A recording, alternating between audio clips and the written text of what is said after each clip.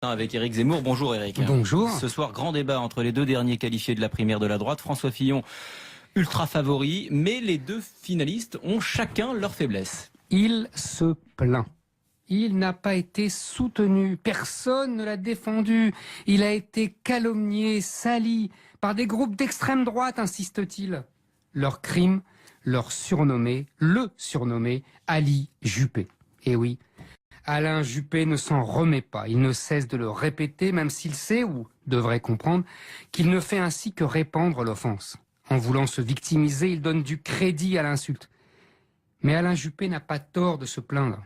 C'est Ali Juppé qui a perdu la primaire.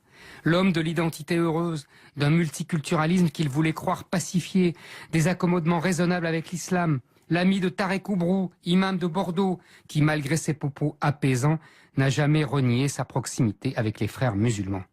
Avec un instinct très sûr, Nicolas Sarkozy lui a collé l'étiquette sur le front, mais c'est François Fillon qui a tiré les marrons du feu. Juppé était à contre-temps. Son optimisme, sa foi dans un islam modéré sonne faux aujourd'hui à l'oreille d'une majorité de la population et le rejet est encore plus massif chez les électeurs de droite.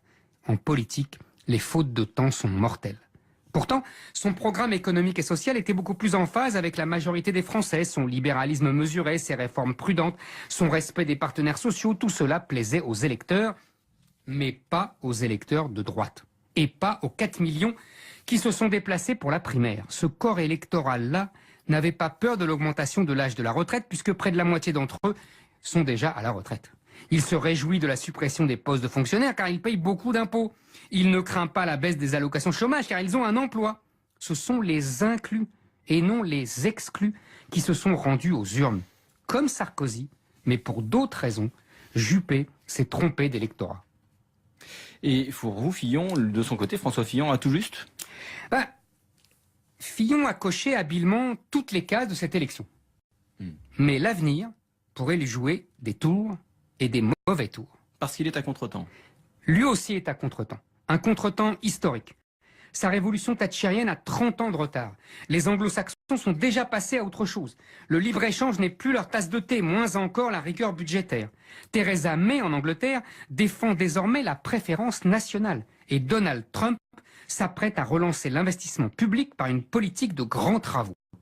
Le programme économique de Fillon va vite apparaître anachronique.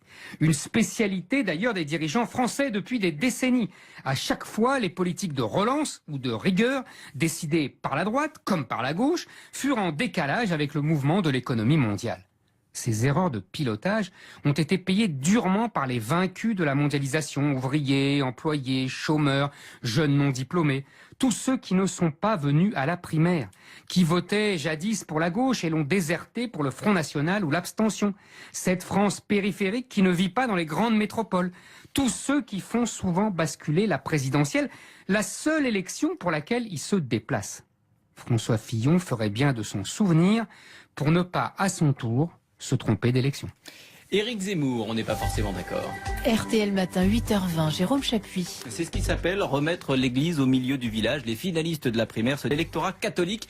Et ça ne plaît pas à tout le monde. Famille, société, valeurs, tout est bon pour séduire les catholiques qui représenteraient 15% des électeurs de cette primaire. Alors, est-ce que c'est normal dans un pays laïque? C'est l'objet de notre débat ce matin. Les clés pour trancher, pour vous faire un avis, c'est évidemment sur RTL.